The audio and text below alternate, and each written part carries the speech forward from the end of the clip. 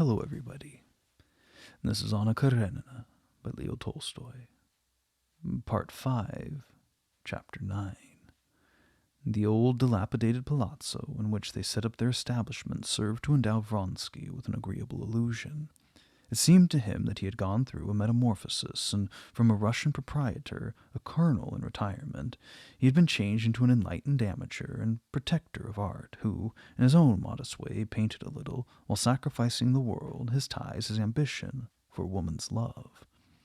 The ancient palace, with lofty painted ceilings, its walls covered with frescoes, its mosaic floors, its vases on mantelpiece and console, its yellow tapestries, its thick yellow curtains at the windows, its carved doors, and its vast, melancholy halls, filled with paintings, lent itself readily to his illusion.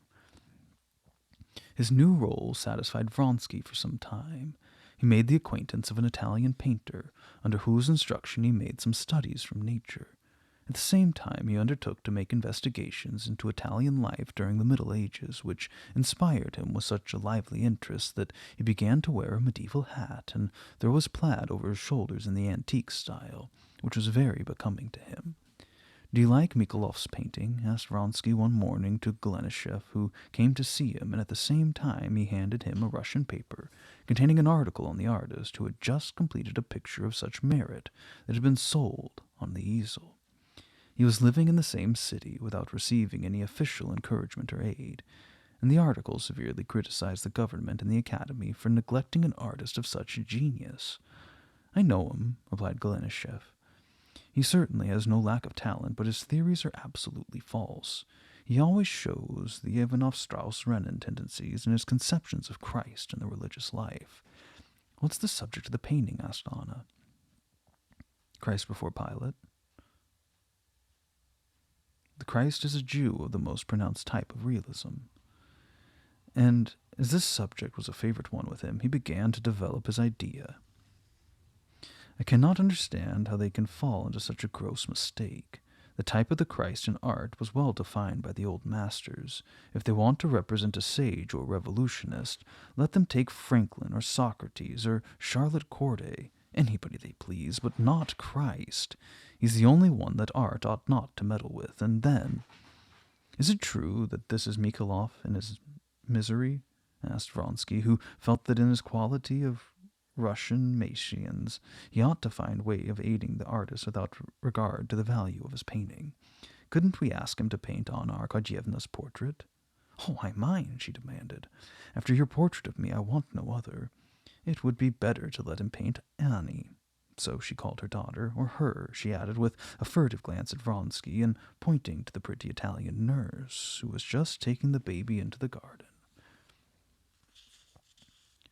The Italian woman, whose medieval type of beauty Vronsky admired, and whose face he had taken as a model, was the only shadow in Anna's life. She was afraid that she was going to be jealous, and was accordingly all the more to her and her little boy. Vronsky looked out of the window, and then catching Anna's eye, he turned to Golenishev. "Do you know this Mikhailov?" "I've met him. He's an original, without any education, one of those new-fashioned savages such as you meet with nowadays. You know them, these free-thinkers, who rush d'emblée into atheism, materialism, universal negation. Once," Golenishev went on to say, without allowing Vronsky or Anna to put in a word, "once a free-thinker was a man of lofty religious and moral ideas, who did not ignore the laws by which society is regulated, and who reached freedom of thought only after long struggles. But now we have a new type of them, free-thinkers who grow up without even knowing that there are such things as laws in morality and religion, who will not admit that sure authorities exist, and who possess only the sentiment of negation. In a word, savages. Mikhailov is one of these. He's the son of a major domo at Moscow, and never had any education. He entered the academy and showed some promise. He was willing to be taught, for he's not a fool. And with this end in view, he turned to that source of all learning, the magazines and reviews. In the good old times, if a man, let us say a Frenchman, wanted to get an education, he would study the classics, the preachers, the tragic poets, the historians, the philosophers, and you can see all the intellectual labor that involved.